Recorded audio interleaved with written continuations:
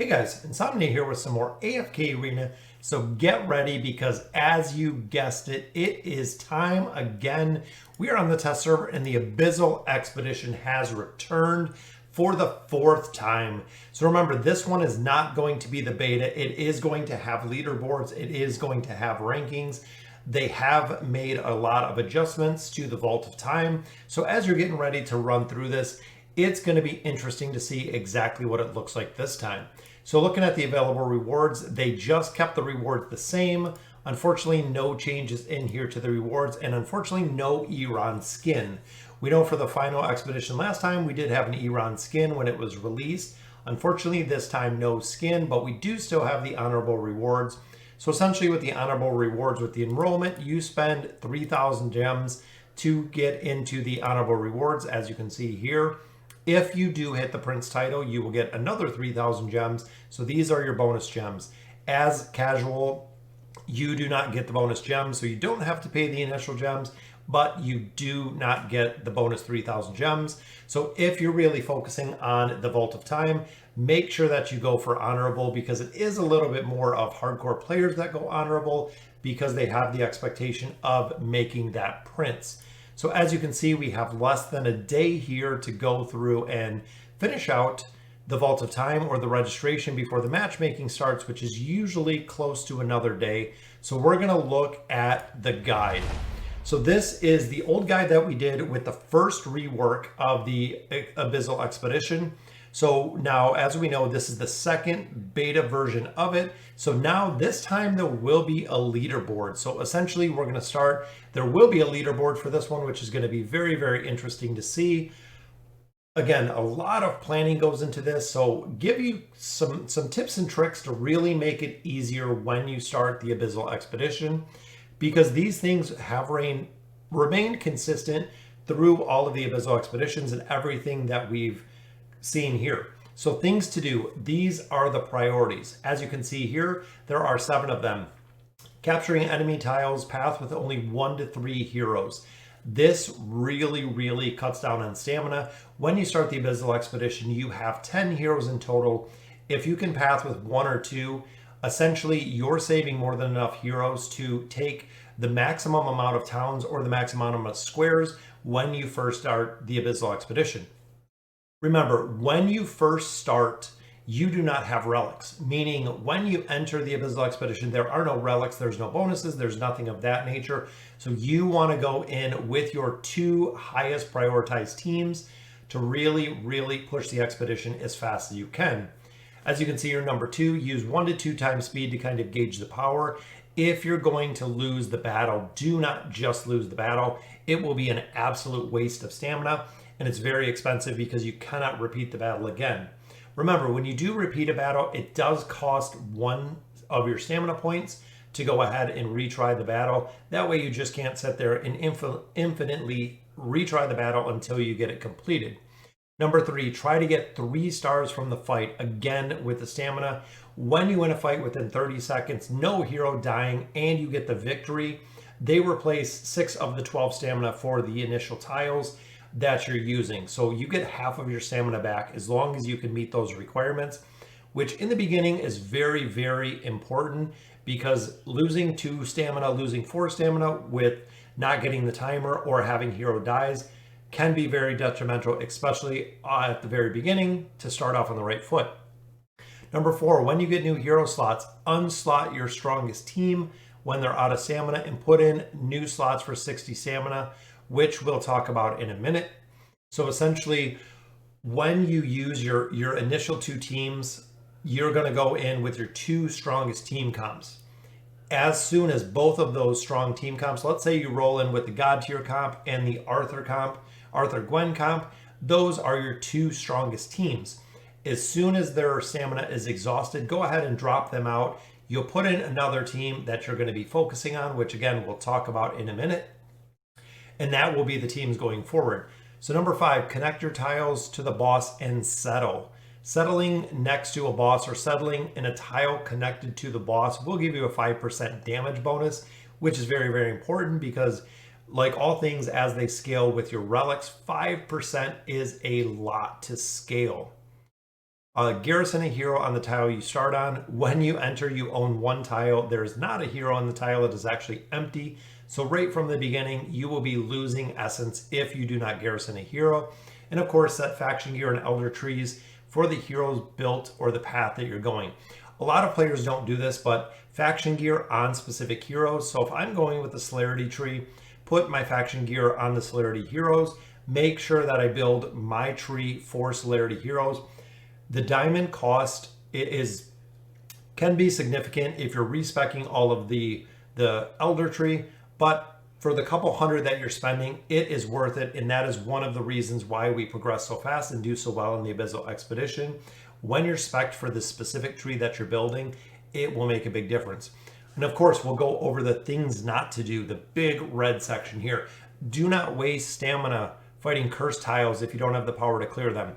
It is an absolute waste of stamina. If you try to take a tile, you get defeated. You cannot take the tile. You lose 1, 2, possibly even 3 teams, depending on the camp that you're fighting. It is just an absolute stamina dump. Do not waste energy occupying T8s. The only time you need to take the tier 8s are when you're getting the Prince title, but make sure that you're focusing your stamina on taking places that you can instead of dumping stamina over and over and over into the tier 8s, especially when it comes earlier. As you get further in the Abyssal Expedition, the tier 8s become easier and easier, not by default, but you're getting more essence, you're getting more relics, you're getting stronger and stronger throughout the entire Abyssal Expedition. So if you're trying to take a tier 8 that is far, far too early, you and the rest of your raid can actually burn out a ton of stamina trying to take a tier 8 that you might not get in the long run, where if you waited a couple more days, you guys could have easily taken it. Don't worry about having enough tier 6s for Prince rank.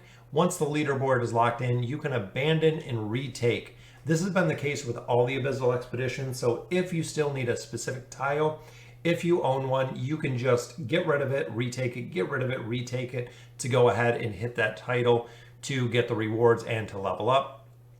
Do not drop pathing tiles when going out of your way to take a settlement. So a lot of people will kind of pick up the path as they move. The pathing tiles are important. Making sure that you're connecting them from boss to boss is what you want to keep continuous. You want the boss to boss settlement. You want the boss to boss connection.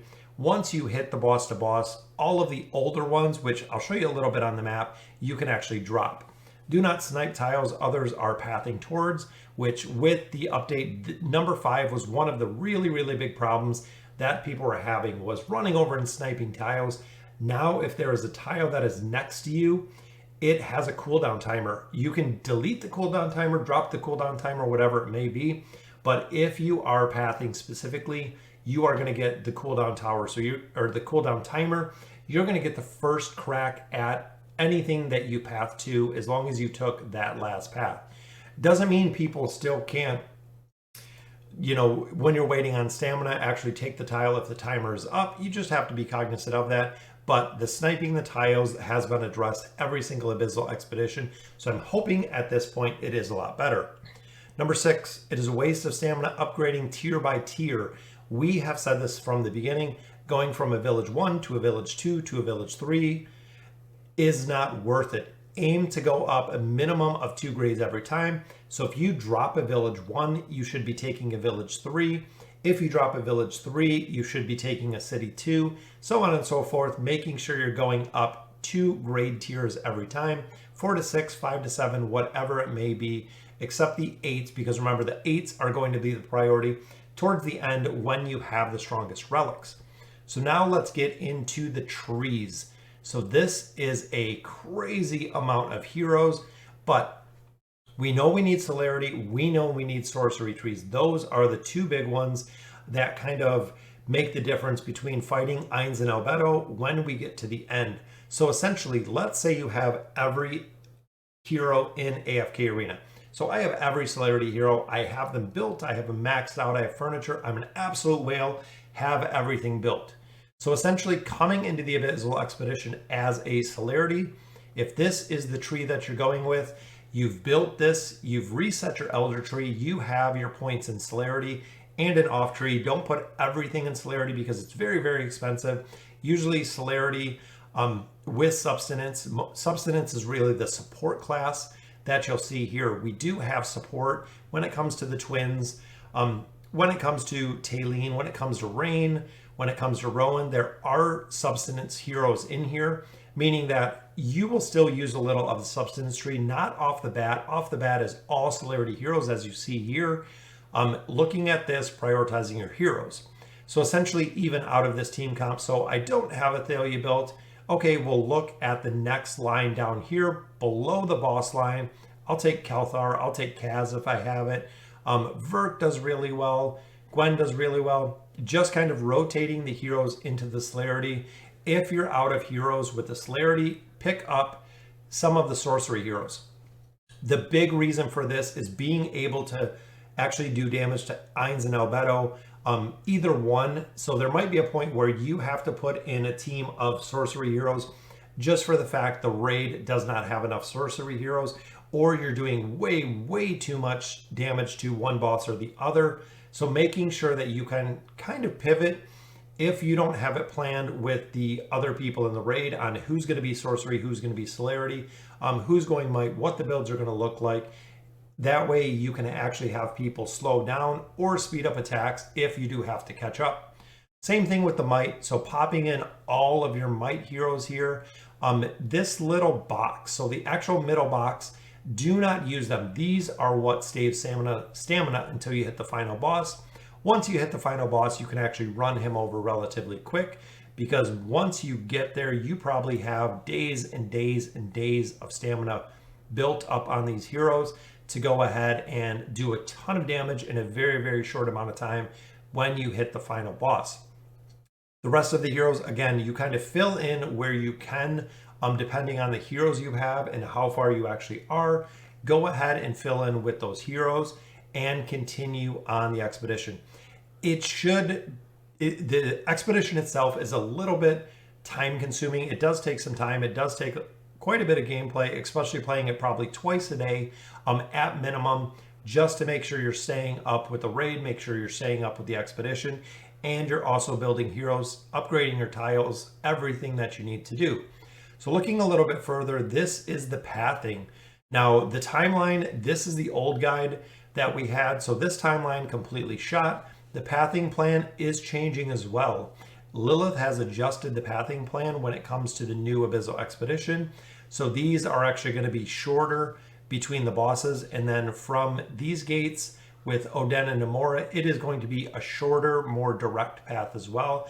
Meaning that guilds that had difficulty taking down the two bosses last time will not have as much difficulty now, because they do not have to path as far, which can make it very easy to get through here. T5 relics depends on essentially which branch you're going, celerity, might, or sorcery. They are a priority going to T5. Right now with the beta version, there was really no priority at this time, but taking your class to at least 5 or 5.2, meaning you have 2 T5 relics, is the priority for whatever tree that you have chosen up here and what you're going to build. Finally, the trap tiles. This is really tough. We had a lot of problems with the trap tiles when it came to the last expedition. These are heroes that are super hard to kill, especially if they have the combinations. Orthos, very hard to kill. Thorin can decimate teams. So can Flora. Flora can absolutely kill teams. Antandra with her heal, very hard. Most of the time you're going to lose the fight. Most of the time you're going to lose stars, especially looking in the bottom. 3 Floras. We have a Thorin and we have an Isolde. Thorin you have to kill twice. In that time, all of these Floras are doing a truckload of damage, meaning it is very hard to kill them, to get them down. By the time you kill Thorin, most of the time Flora has already killed you, which is very sad. This is what we had talked about a little bit earlier, settling next to the boss. So when you actually hit a boss, as long as you settle on one of these tiles, it cannot be a village, it cannot be anything. It has to be an open field tile, similar to this one right here. If you settle on a tile, you get a 5% damage buff before attacking the boss to make sure that you're really maximizing your damage. And of course, the tier 5 towns. Tier 5s are very, very important because that is the point when you start getting the elite relics. When you start getting the elite relics, they're very, very easy. The risk reward with T5s are very easy. Thus, it is important to have all your settlements at least T5 before going any further. Well beneficial, gives much lower returns than stamina spent. That's just the big thing with T5s. So you want every single location that you have, especially when you get to the boss, T5 or higher. 5, 6, 7 is really the sweet spot of where you want to go, because between T4 and T5, you go from 190 to 153 essence an hour, which is crazy. So it is a huge, huge jump going from 4 to 5s. So essentially what you want to do is go from 3s. So you're going from your 3 village 3s to the tier 5s is where you want to be. And tier 5s are the minimum. So once you get there, you'll start dropping 5s for 7s, or you'll start dropping T5s for T6s, depending. Because remember, even though we say to go ahead and jump 2 spaces or essentially 2 levels every time that you're going up, there are times when you have to go through cities, when you have to go through towns, when you have to go through pathing tiles, that you're going to utilize getting a tier 5 to a 6 or a 5 to a 7, just making sure that you're making the progression as you're doing the campaign. So guys, that will do it for the video tonight. The Vault of Time, very, very excited on the test server. It opens in 21 hours. The matchmaking progress will start. As we know, they have already said that on the 8th, so we do have it, December 8th is slated to go ahead and start the new Vault of Time, meaning that the Vault of Time will be up for the entire holiday season.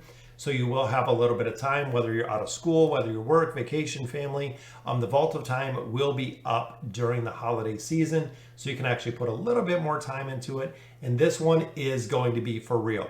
First one was the test one, which was the beta run. This one is going to be the live 100% leaderboard. We're really, really shooting for coming back strong after our #1 win in the last ranked Abyssal Expedition. So we're thinking this one with the Vault of Time, we can do the same. So let me know in the comments what you think. I know there's going to be quite a few changes to it. There's a couple tweaks. One hero that we did not include in here is Mortis. If you can build Mortis, Mortis is very, very strong, as well as Silas. Very strong support heroes. Mortis with his buff is very, very supercharged, allowing you to really maximize damage. We have to see his utility in the Vault of Time. As him and Silas being brand new heroes, we haven't got a chance to test them in here yet. So they could be absolutely phenomenal.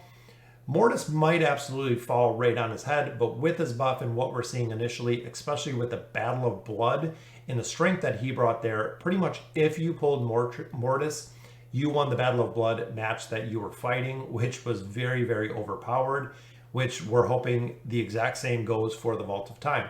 So again, guys, let me know in the comments what you guys think. If you're excited for the Abyssal Expedition, since it is right around the corner. And as always, thank you guys for watching.